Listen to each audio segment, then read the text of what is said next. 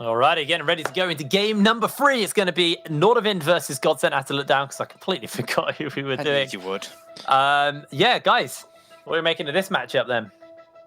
Yeah, so, I mean, it's definitely a bit of a mismatch. I mean, you can see the win right now with 4 to win at Nordavind at 3. I was about to say 4 to win because of the 43%, but I don't think it really represents the power level Nordavind is at the moment. This is definitely a team that's shown up. Beat BTXL, beat Tricked, which has been the 2 best teams in that group, and I think they're just at a high right now where they're able to take every neutral objective in the early game and actually be able to close out in the late game, and that's why I think this team is so deadly at the moment, because they don't leave room open for their opponents to get a foot in door in the game.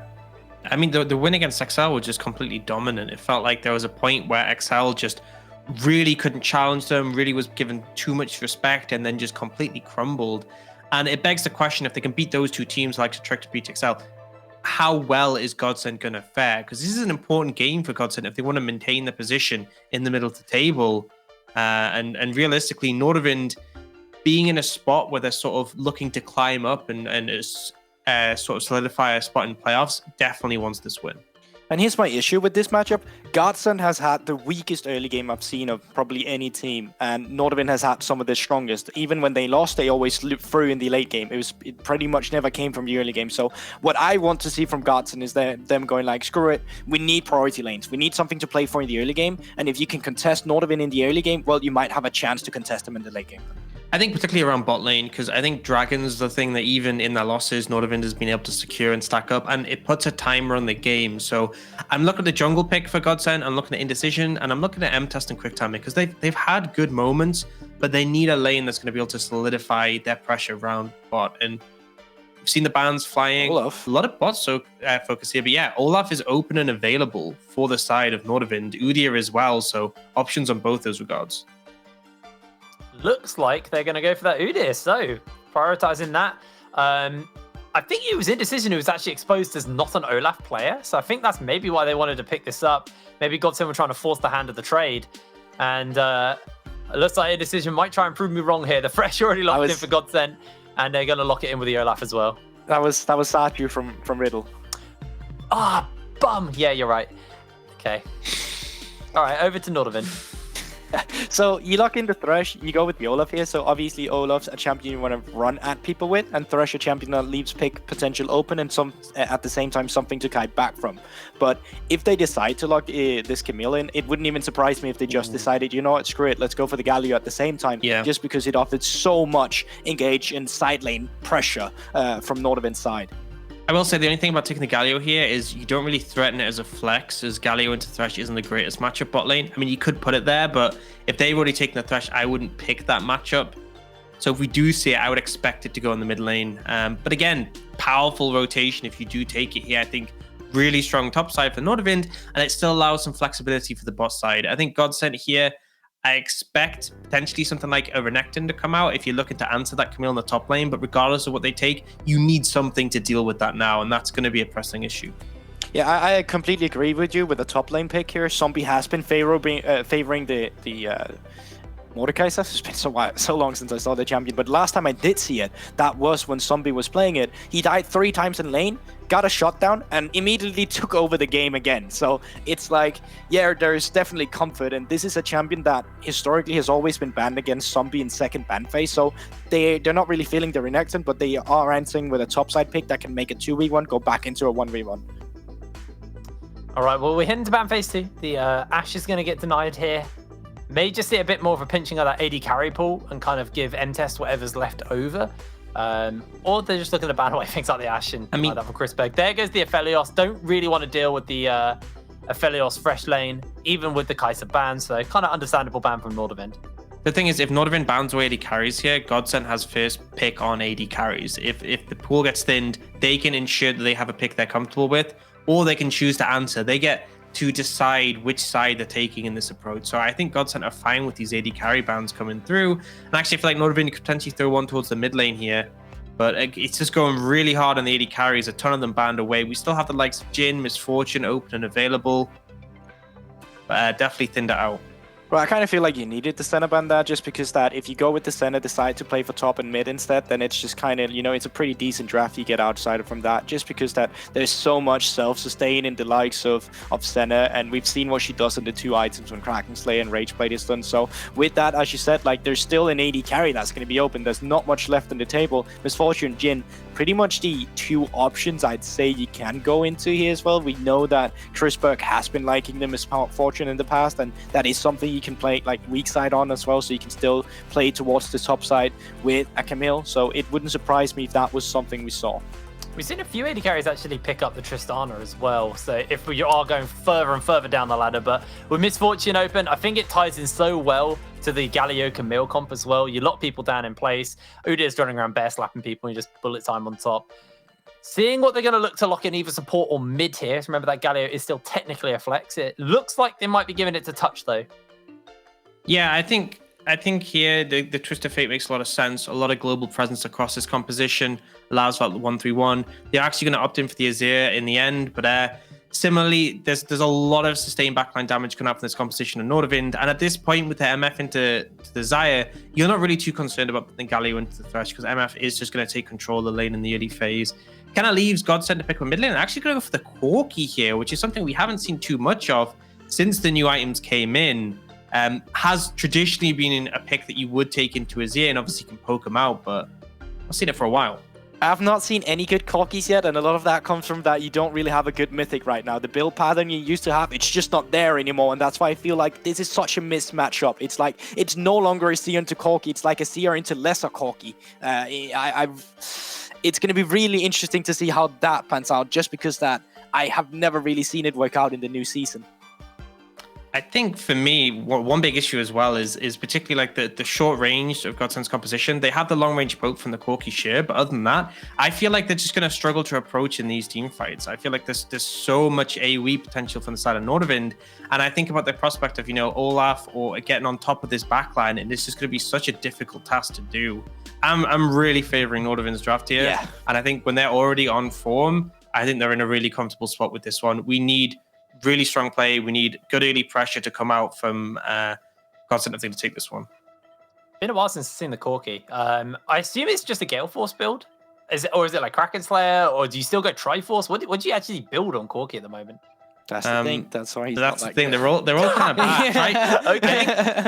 I think Triforce is actually pretty bad. We could potentially see something similar to the Gangplank, where they kind of skip out their mythic and go like an Essence Reaver and then return for one later, because then you still get that Sheen proc sort of one item spike. But the thing is, Mana Immune has been kind of nerfed. It's really just not that great of an item anymore. Gale Force is decent, but you're kind of missing that great one item spike for Corki. I just feel like we'll see, but it's not a ton of good choice.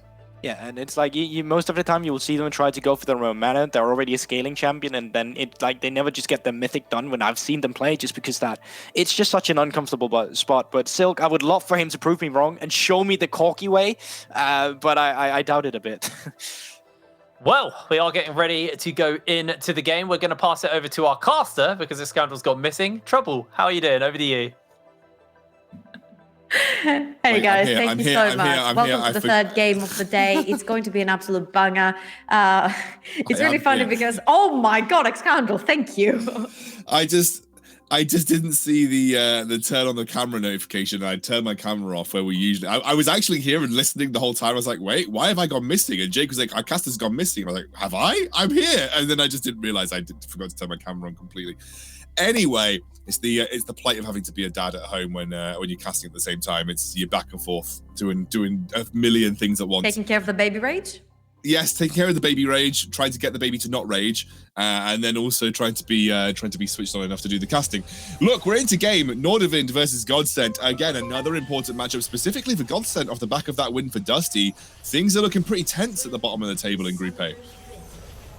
Yeah, absolutely. And there was a bunch of banter in the chat about the Corki pick and stuff. I'm not necessarily a huge fan of the Corki right now, unless an insane build comes out that's going to make him, so aggressive, like the Dustblade Essence Reaver new Azure build that's very recently come out that's made him into a GOTY ADC. But yeah, on the side of Nordavind, we talked a lot about the fact that it's later onto the group stage, Now is not the time to start pulling out weird stuff. Just play something that's easy to execute. And again, that's exactly what they've done. Nordavind has pulled an M&M. They've got super much ease of execution right here. Lots of wombo combos with the Camille, Misfortune, and Galio ultimates falling on top of each other. And then in case, the Olaf, the Corki with packets, the Mordecai's and make it onto the backline, you also have the Azir to sort of shuffle them back out. And let's not forget, the better, new, and improved Leona jungle, which is now called Udyr. Yes, and Udyr's been tearing up in professional play recently. We have seen it to mixed success in the NLC. Like, a very few people have kind of been able to take the advantages that Udyr can provide you with, which is, that ability to just get very quick clears, getting some invades into the enemy jungle. He's against one of the other strongest junglers in the meta, though, in the form of that Olaf. Olaf obviously just super strong in his own right as well. So got a relatively powerful jungle picks coming through from both of our teams here. Chrisberg back on his MF as well, something that we've seen him play several times throughout the last couple of splits. Over the last year, we've seen plenty of misfortune coming out from Chrisberg. And he kind of has always been the star of the team that he's played on. And I think has really stepped up for Nordavind over the latter half of this split so far. Yeah, and it's really showing how Nordavind has come to terms with who is going to be the carry in the team, and with a few exceptions, especially with this game, Kerberos can also have his bruise to have fun in the top lane, but I'm really enjoying this new iteration of Nordavind. They know that Chrisberg is going to be the star of the team, he's going to be the carry for the team, and they sort of facilitate for him with the composition that they're building around him. You saw that the ADC pool got extremely pinched in the picks and bans as well, and he was still able to pull out one of his top picks, I would say, because I do feel like Misfortune, Aphelios, and Kai'Sa are his 2-3 picks, so he still gets, top pick out of that. You can see Silk really struggling versus Ericsson in the mid lane thus far. There were, again, a lot of question marks raised about this Corki pick, build path-wise and viability in the meta. We did see it in North America where I believe it was a Leandri's Corki that was pulled out in the North American spot. I think it was someone from TSM potentially played the I mean, you Corki. literally just said North America and TSM, and you're taking the build seriously? Yeah, okay. I mean, I know it's it is what it is, but yeah. we have seen that Corki played in professional play, so I don't think it's something that hasn't been played at all. But yeah, Leandri's was the choice of mythic item for Corki. I'm unsure how that would play out here for Godsent. We'll have to see. In all honesty, if you want to go on the full AP train on the Corki, it's okay, it can make sense, but go for the more mixed build, you still have a little bit of that percentage going in as 80 damage, and then you've got the conversion for the passive going on to AP, so it wouldn't be necessarily bad, because you've got an AP top lane, and you've got your ADC down the bot lane, and the mixed damage is going to add more to that pool of different types of damage, which is going to be really hard to itemize against if you are Nordavind. Touch just stepping up here. Again, we've seen a lot of Thresh in the meta right now, pretty solid into the Galio as well, so it's an interesting bot lane matchup for these two teams. And as I said, I'm going to have a look back at the standings just to remind myself exactly where we are. It is Granite and Godsent at the bottom of the table now. So with that win for Dusty are in 4th spot. Godsent are now 2 and 5. So if Godsent are to lose here, that gap is going to get wider between themselves and Granite and Dusty. And that is really putting pressure on them for relegation here. Like, Godsent could be staring down relegation. And 2 weeks ago, it looked almost certain that was going to be Dusty in that position. And now we're in a situation where Dusty have gone 2-0. Godsent are starting to struggle. And they could be the ones facing that relegation spot in Group A. Also, if you're Nordavind, you want to try and catch that top 2 spot, right? Oh, hold on. Yeah, that's a lot of damage onto Touch. Forced to flash away here. We'll dive away too. Should be able to get away with the sliver of HP remaining from the Ignite. And Touch just about escapes, but has to blow a lot of resources. The Flay comes through. Quick time going in for the flash. Flash from Chrisberg will dodge away from the hook, but there is an aggressive bot lane coming out from Godsent. Chrisberg almost locked up by M-Test here, but they're coming down. Teleports. They're coming with the teleports. Indecision is here as well. Kerberos also looking for the damage onto the hook shot. Will find the final kill. The first blood comes through for him. Low HP battles galore for Nordavind, and they will escape, but it was a close one. All of sides are flashing at this point. He's like, I have the flash. I just want to do it. All 3 are so low. He still has his Zaya that he might actually do it. He's going for that axe. No, he's going to back off. Okay, so I was just about to say that Empress and QuickTime played this so well. Here comes the rundown. Here comes the rundown. He should be able to pick it up. Reckless swing will take touchdown. He did not have anything left to get away with. And Chrisberg was actually relatively lucky to escape in his own right. But in the meantime, Sharp just sneaks that dragon at level 5. We'll get the Rift Scuttler too. We're going to get a quick replay of that though. So QuickTime and M-Test played this so well. They banned 1 Ignite for almost all summons from the side of Nordavind. And this is when Nordavind decides to pull the trigger and bring the Camille down because no one has summoners on the Godsent side and they want to start getting Kerberos ahead. So that was a beautiful teleport right there. Gets Kerberos the kill. They also get the pressure. And while all of this is happening in the bot lane, yes, they do sacrifice Patch to save Chrisberg, but they do grab a kill and they do grab a very valuable dragon to start stacking them up.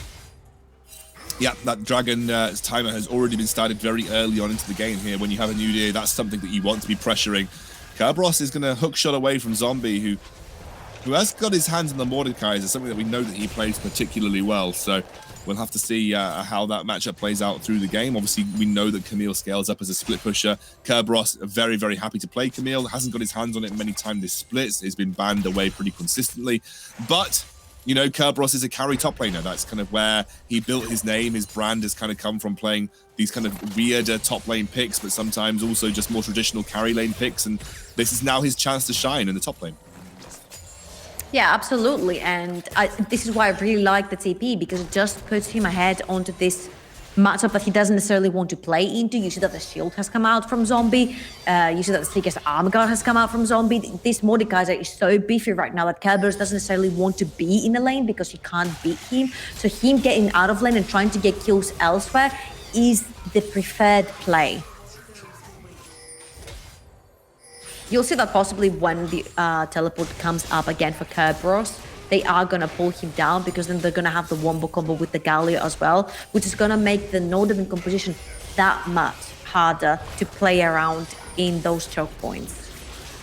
Are we seeing a Mana Mune come out from Corki? Yeah, I think so. It looks like it could be the play here. I mean, it is an item that got some considerable nerfs in the preseason reworks, but an item that it still feels like it's still just the most relevant item for him. So it may be a Mana Mune Corki, and then from that point onwards, maybe a Triforce, even though that build path is a lot weaker than it used to be.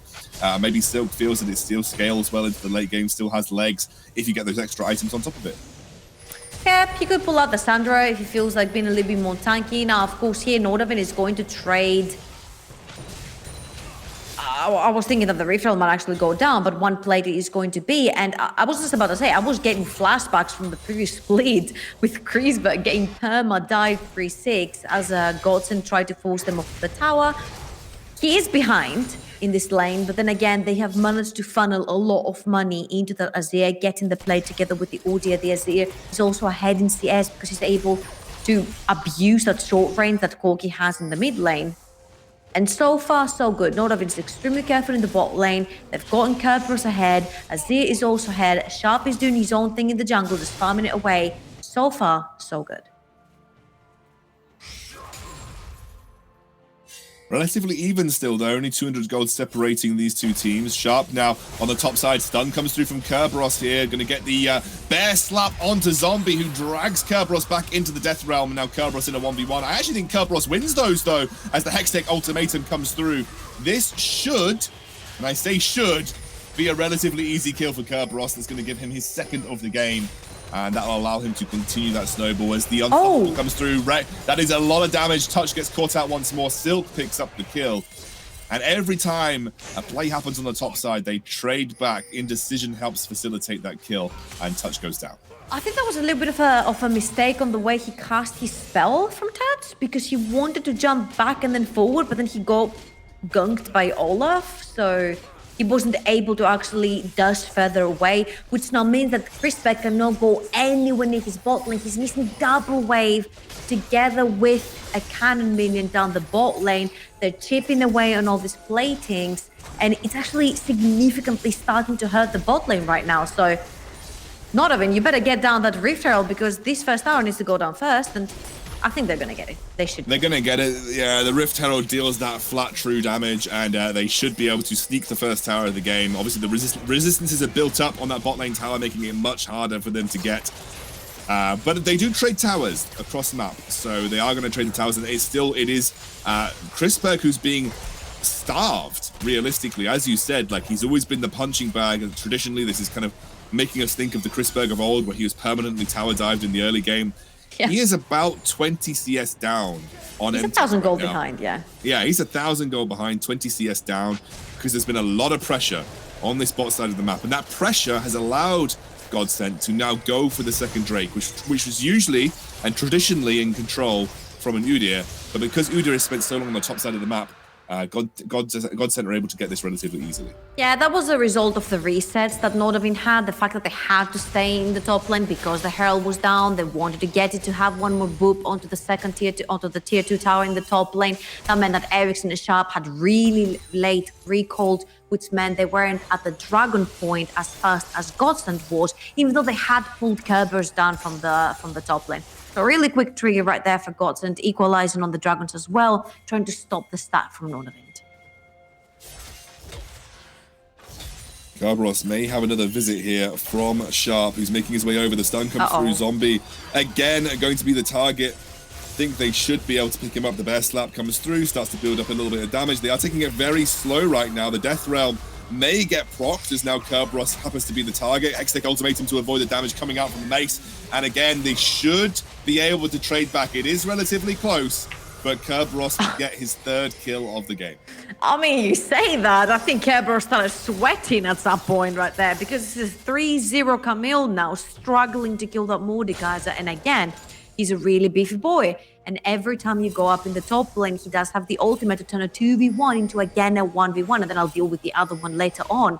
I feel like Zombie has the likes to be a huge front line right here for Godsent. But the most important thing is 2 mythic items already completed on the side of Nordavind. This is a time where you want to start pulling the trigger. Only one on the side of Godsent is going to be the Gale Force to that Zarya, which, don't get me wrong, it's going to be a problem. But when you have Kerberos already with the Sandra and Ericsson with Ludens, these are going to be dealing much more damage to a very squishy Zarya.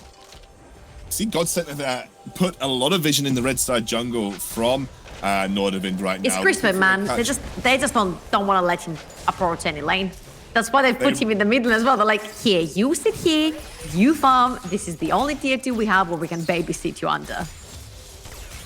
Yeah, it is proving to be an issue. You can see the Thresh was also stepping up, looking for a catch, potentially onto Touch, who has been quite often singled out. He's the only deaths on Nordavind's side so far, mainly because he's been getting caught by those quick timer hooks.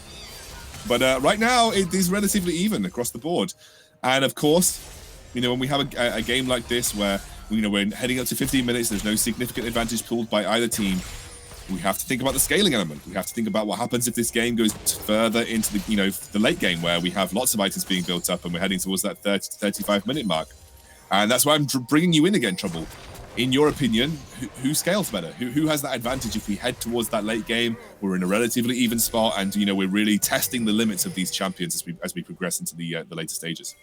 Oh, I'm just not extremely sure about the Corky path and how he does right here. Oh, we have a fight. It's Touch. He's getting hooked again. The Misfortune ultimate is just not good enough. He's getting chased down by the Olaf. Touch just absolutely battered, and the team fight working out in favor of Godsent. They have a Rift Herald to take here, and Kerberos is a little late to the punch.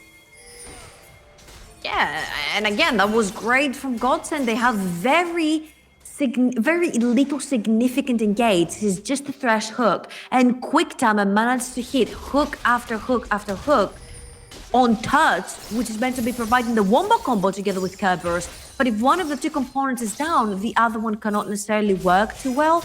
You saw that Crispec was instantly forced out of the fight. And again, Godsent are managing to use that pressure, managing to get that one kill, and then translate it straight into an objective. They're going to pop the referral down and try to break open the top lane as well. Last one that's left is that mid lane. Crispec still has one tier 1 tower to hold on to, but remember, summoners are down. He's still not safe enough to walk up too far. And hasn't got his mythic completed either yet, so he's still a little bit further behind M-Test at this point in time. That CS differential relatively similar, from the early game. M-Test, that was so beautiful. The bait right there from M-Test, that was like, oh, I'll get him because I have the taunt ready. And once the taunt was instantly interrupted by the hook, they drag him in and they kill him off, which means that the rest of Nordavind have to actually back off. QuickTimer is playing this so well together with M-Test. They have completely and utterly opened them up for Godsent. And we have another dragon spawning in just over 20 seconds time as well. Something that you traditionally want the Udyr to control. And actually, Godsent have managed to wrestle control of this early game and really have limited the power of the Udyr. As the hook comes through from QuickTimer, won't land this time round. Now you can see Sharp, back M-Tank. He is looking for the engage. Silk with the package. You do have to respect the Corki package at this stage in the game. It can be a game-changing ability. As Kerberos takes a huge hit from the missile from Corki. Lots of damage chunked off there. And you can see both teams posturing as Kerberos dives over the wall. Here comes the hero's entrance right onto the bullet time, but the damage not really connecting as Zombie jumps into the death round. QuickTime will pick up the kill onto Sharp, but Chrisberg on the back line still ready to go. Silk as well, trading back nicely as M-Test picks up touch. And actually, Godsent come out on top here versus Nordavind. They roasted themselves in their own oven. They put down the Camille ult, and Silk literally runs the package through that cage. Burning, look at that, burning absolutely anyone who comes anywhere near. Then Zombie puts down the ultimate, which means he couldn't be hurt by the by Crispex's bullet time. That is so well played. Where has this Godsent been this entire split? They are playing so well around the tools that Nordavind have to engage them. And Godsent also have some scaling elements of their team. You know, you've got the Corki. Oh, I mean, as you said, we're not entirely sure because I'm not entirely sure where he stands with the current build, like how strong he can get. I'm pretty sure that when he gets to a full build, he's still going to be strong. Good, right? Yeah. I'm just not sure about this 2-item power spike anymore, depending on what he chooses to go for. What I'm seeing right now, it's most likely going to be the Trinity Force, so not much change there. But M-Test is going to hurt a lot on the Zarya in the late game. Mordekaiser is just going to get that much stronger, and they're going to start having a lot of trouble dealing with them. The one thing that I think that Nordavind had going for them is Kerberos 3-0-1 in this Camille. Like, if you want another type of win condition, you have that split push win condition from Kerberos and the Camille. You know that he's going to outpace the Mordekaiser eventually. You know that he's going to have the 1v1 kill pressure versus him as well. Maybe there is a window where we play away from the team fights and we just allow Kerberos to do his thing in the side lanes. The thing is that even if you can't go on a side lane versus Zombie, Zombie doesn't have to fight you. He just has to keep clearing the wave. And he has enough area to actually do that and destroy it in one combo. So I don't think there is a chance for Kerberos here to split push. The problem here is that even if Kerberos doesn't split push and stays in the team and fights, who's he going to lock down? The Corki is playing way far back. If he does manage to catch the Zarya, she does have her ultimate to get out. If you catch the Mordekaiser, he's gonna ult you, so the wombo combo won't work. So it's kind of like really hard to get these big ultimates to line up without people surviving it somehow. You could see how Nordavind's team comp wanted to work in the last fight, but they just didn't quite have the right placement of the Misfortune ultimate, especially because it was primarily thrown over the top of Zombie, who very easily just popped the Death Realm and was able to avoid the majority of the damage. But you can see the elements. There comes the bullet time to clear the wave. Indecision maybe going to threaten the dive with that axe toss. But whoa, that hook was too close. I know. They didn't want to commit to the dive any further though. Sharp's now going to clear out these control wards around that Baron pit. You see how Crispix is trying with tooth and nail to keep that one tier 2 alive. He needs one tower to stand underneath and farm. This Misfortune needs to get to the point where she's going to be extremely dangerous, but his bullets are going to hurt a lot. You need to have that damage in your team. Azir is also on the side lane. He has been coming. He has more than 10 CS per minute. We haven't talked about Ericsson, but holy. Yeah, actually we have a 1v1 opening up here between Kerberos and Zombie. Now comes the flash from Indecision. He'll get dragged back. Kerberos gets shut down. Indecision picks up the kill. In the meantime, though, they are going for Baron, the cross-map play, but do they have it quick enough? I just don't know if they're going to be able to take this they're doing it. as they would like. Sharp. Oh, no! Onto Chrisberg. M-Test absolutely obliterates him. And now they're going to turn onto the Baron. Quick Timer has been threading the needle all game. And that was the absolute prime target. No, Woody can't get in. He doesn't have flash. He just popped his ghost. There is no way they're going to allow Woody to come in there. They're like, GG, well played. Thank you, Nordavind, for starting this Baron. Thanks for the leash, boys. See you next. My God, I'd love to see a replay of that hook because he just got it through everybody onto Chrisberg. Let's have a look. Let's break down what happened. Kerberos, you're like, it's going to be fine against the Mordecais. I'm like, is he really? They're turning a 1v1, which Kerberos could have gotten away from, into a 2v1 with the Olaf right there. They're shutting down, and they're like, oh, shoot, 2 people bought. Let's try to start Baron. Look at Chrisberg, though. He's not full HP. He's not full mana. He eats a rocket to the face, followed up by an amazing hook again by Quick Timer. He's been so good at them. And they just have to back away because they lost one of their 2 main carries. And it feels like nothing is going the side of Nordavind right now. Whatever move they're trying to make, Godsent just outplays them to it.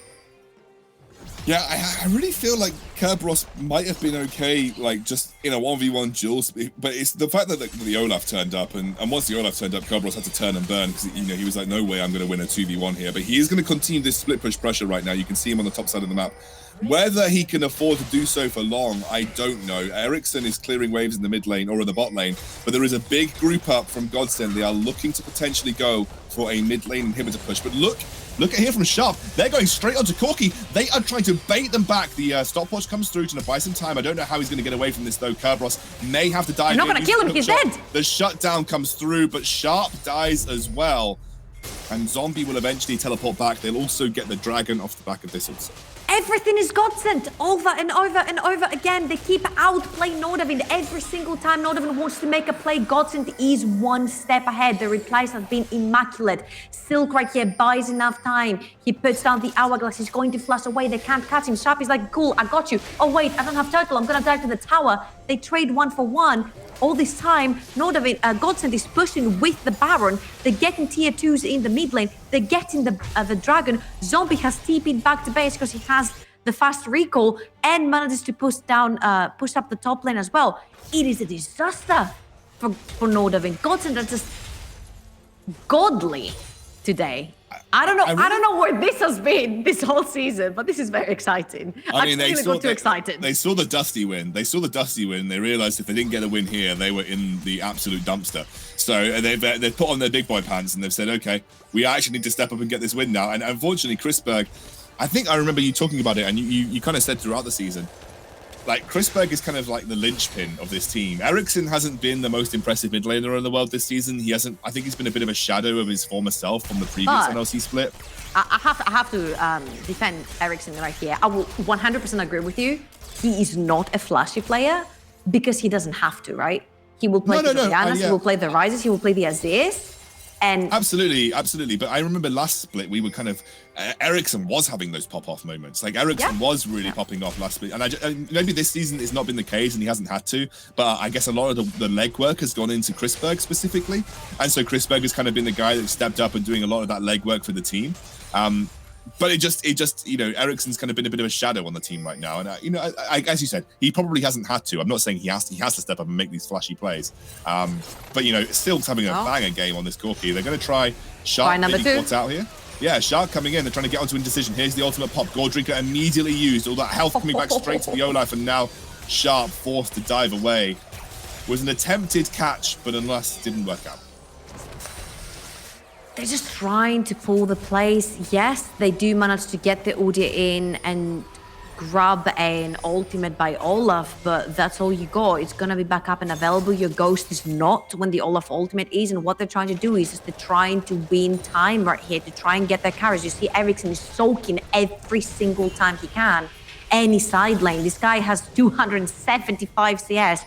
25 minutes in. It's insane. He's managed to keep himself ahead in a game where his team is actually choked out of any minions, whether it's in the jungle or in a lane. I feel like Ericsson has been the undying pillar for Nordavind, because even if you don't see him, he's been consistently consistent. Don't know if that makes sense. I agree. And he's ahead of Corki and Gold right now. I just want to see him convert it. Like, I want to see him convert it into something for Nordavind this game, because it's all very well and good being, up in gold, being consistent, but it's the wins that count. So, I want to see him convert this stable gold lead that he's got, the powerful position that he finds himself in this game. I want to see him convert it into something in either in a team fight, or as we're seeing him quite consistently do in a side lane. Maybe we see a 1-3-1 open up for Nordavind and Ericsson just goes for one of the side lanes whilst Kerberos goes for the other. That might be the play that we see. But even though that the game looks like it's been slowly favouring Godsent, Nordavind are very much still in this. See, here's where the problem lies, right? If you go for the 1-3-1, you're going to have Sharp shadow one of your two solo laners, most likely Kerberos, right? Which he has been doing all this time. Now, Kerberos is playing versus Zombie or Silk. Twice they've tried that. Twice it's failed. So it's not really a play that you can keep on pulling, because Tats and Crispec are not a solid duo to withstand the entire Godsent team if they decide to go for the play, and then they have to 1-2-1 and have a shadow in jungler. So I think we need to scrap that play completely, because the Corki is getting pretty strong, Zombie's getting pretty strong in these situations, especially since he can ulti summon and create a situation of a 1v1. They're going to have to try and find that wombo combo. They're going to have to try and find this vulnerability on Godsent, someone stepping too far ahead and just instantly capitalizing with Kerberos' ult. I think we need to see Ericsson. Oh my word, Kerberos goes in. Here comes the hero's entrance straight onto the backline. Huge damage coming out. And now we have to see Ericsson into the front line. He needs to get some damage off in this team fight. Unfortunately, the rest of his team is getting absolutely slaughtered. I'm not entirely sure, Kerberos. I don't know if it was the play. It's going to be another pickup for Sharp. He goes down. Ericsson drops eventually. And Godsent will run riot in this team fight and take the Baron. How do you guys call it? Sealing the coffin? Or the nail that seals the coffin? Because I think that's about what just happened here for Nordavind. Yeah, sure, Kerberos tried something, but it's same old, same old. You've tried that strat before with the Corgi having the package. You lock someone in, you lock yourself in, you burn it to death. And I really hope, there you go, I really hope we're going to see this replay, because Zombie absolutely smurfed that fight. So Kerberos finds an opening because he sees Emtist, right? He's very far ahead. He's like, I got him, guys. Look at Zombie. Zombie flashes through, instantly grabs Crispec right there before the Azir ultimate comes through, and everyone else is just burning to the rest of Godsent and the Corki package. That was absolutely, again, well played by Godsent. Their communication and their execution has been flawless so far. Oh, but it's a Xayah. Like, if you jump on a Xayah, she's got her... What are you going to jump on Excalibur? It's like impossible. No, I know, but like... This is impossible. This is why I'm asking the question. Are the team fights the way that you win this game? That's genuinely why I'm asking the question. Split push is not. Team fights is not. I mean, go next. But, I don't think the split push is necessarily a bad idea. I just think they've executed on some of these shadow plays pretty poorly. Yeah, it's a bit of an no. I think Sharp just trying to buy time for Kerberos, who does beautiful play. Quick Timer has been a beast this game on the Thresh. They'll punish the side lane in the form of Kerberos. Now Silk trading back onto Sharp. That damage from Corki really starting to ramp up into the late game as they get another great hook. That is now indecision on the rampage as they drop the Galio. Crispec has had nothing to say this game. He has been punished over and over again by Godsent and has had very little time to farm. The flash onto Ericsson, and it lands! Oh my word, Godsent. They really want to keep their playoff dreams alive. They're not going to let Dusty win it for free. The bullet time is not good enough as another beautiful hook comes out from Quick Timer. And this should be Godsent winning the game. We have not seen the last of Godsent in Group A. Playoffs are very much alive. That relegation spot is still very much out of the picture right now. And Godsent beat out Nordavind at the bottom of Group A.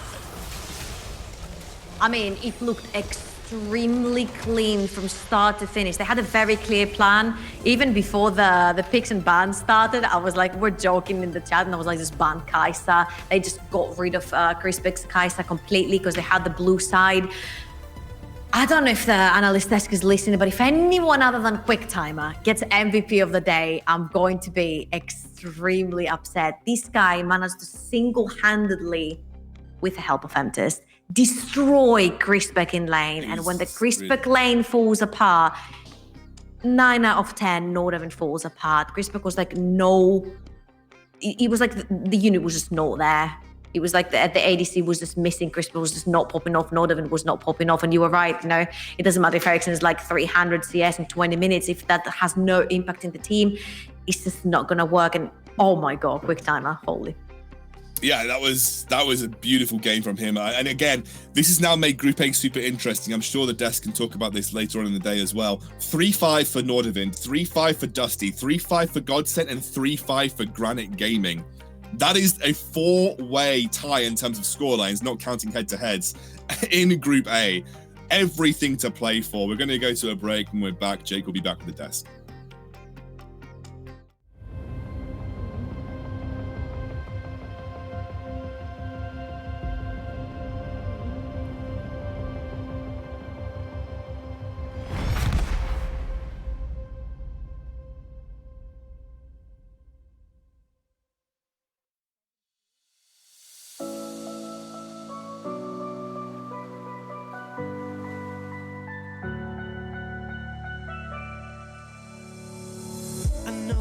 Time to make a start.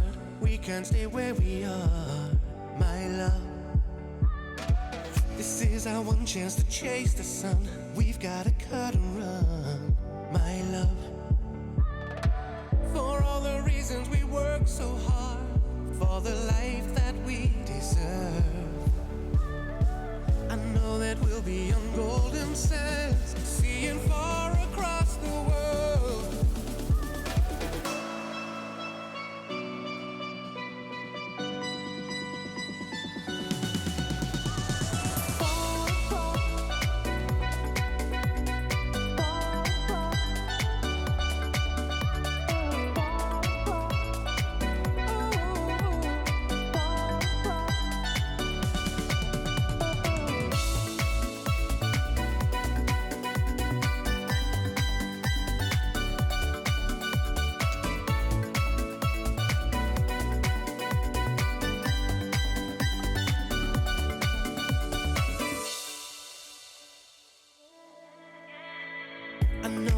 Time to make a start. We can't stay where we are, my love. This is our one chance to chase the sun. We've got to cut and run, my love. For all the reasons we work so hard, for the life that we deserve. I know that we'll be on golden sands, seeing far across the world.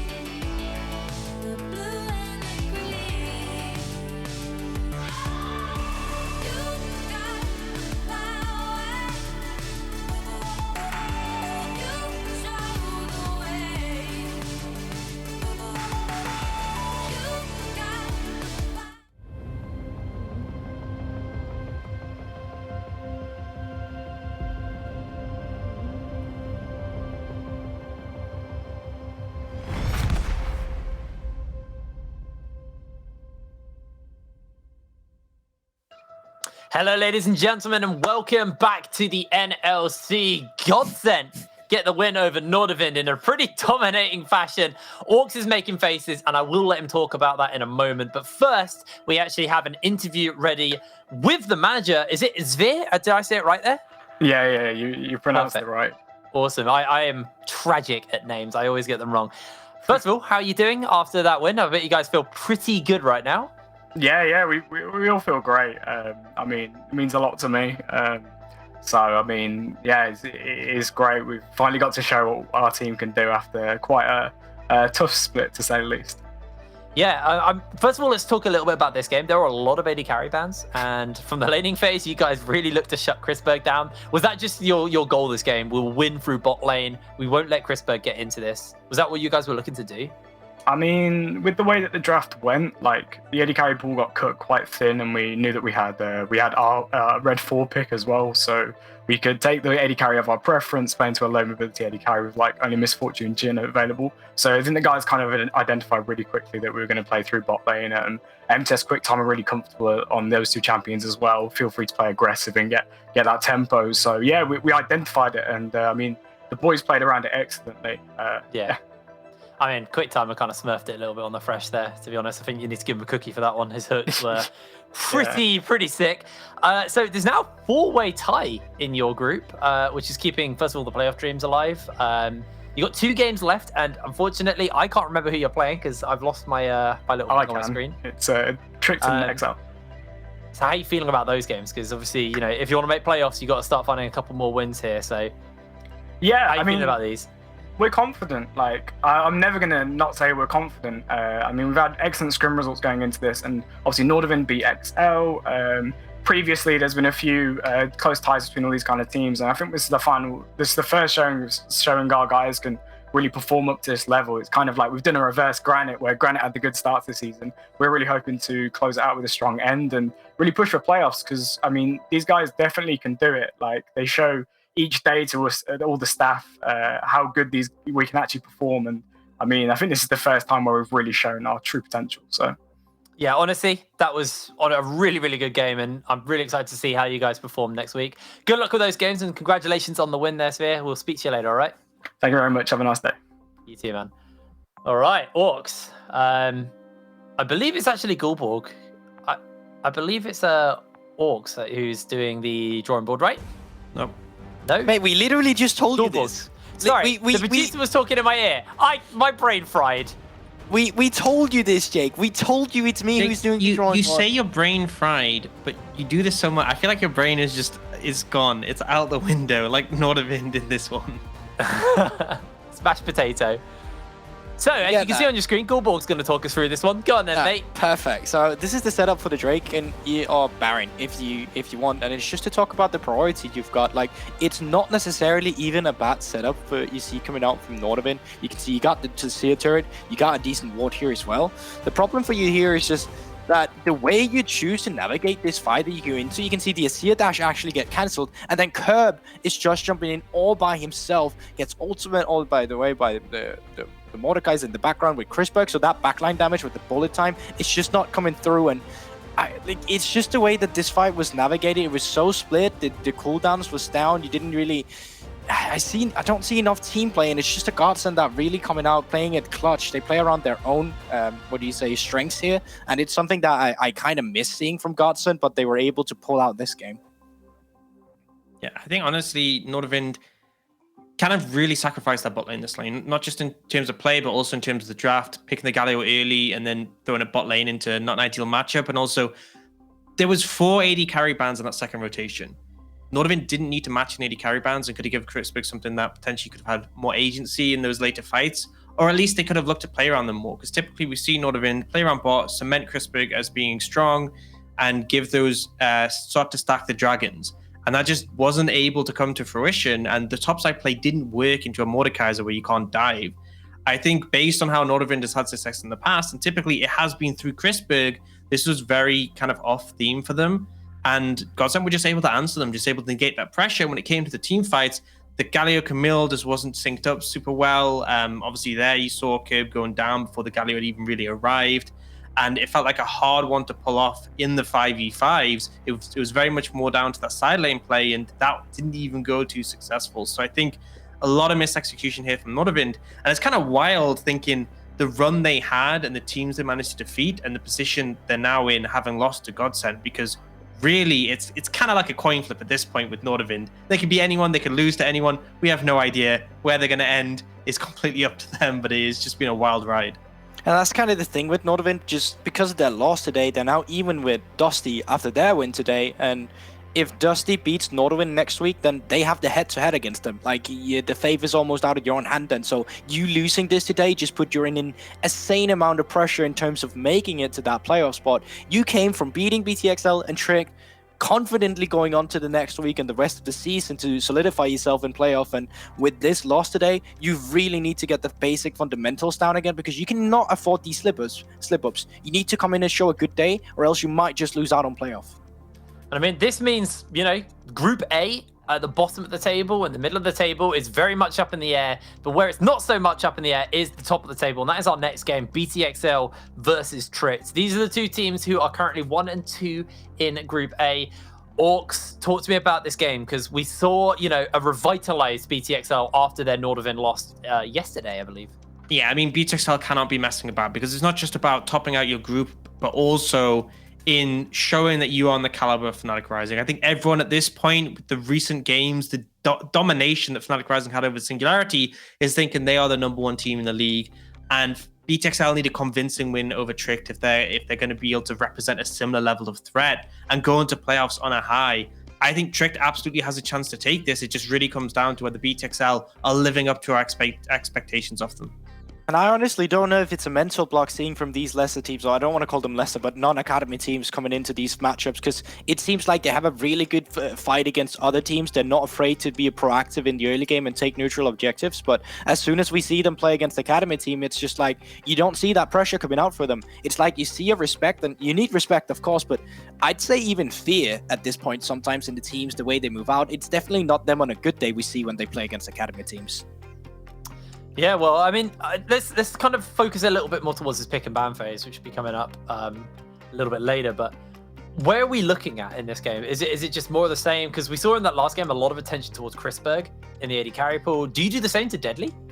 So I don't think you need to do that. I think Deadly haven't really been on the more hyper carry proactive play right now. He's just more been reliable, always in the backline. We've even seen him on the likes of Seraphine. What I want to see from the side of Trick is more stable draft. Last time they faced off against BTXL, had Akali in the mid lane. I can't remember too much of the rest, but it was a composition where you had to do a lot to make it work. So it was not the easiest to execute, and it was a draft that couldn't contest any neutral objectives. So what you want to do here is, honestly, we say it so much, and the reason why we say it is because it's true.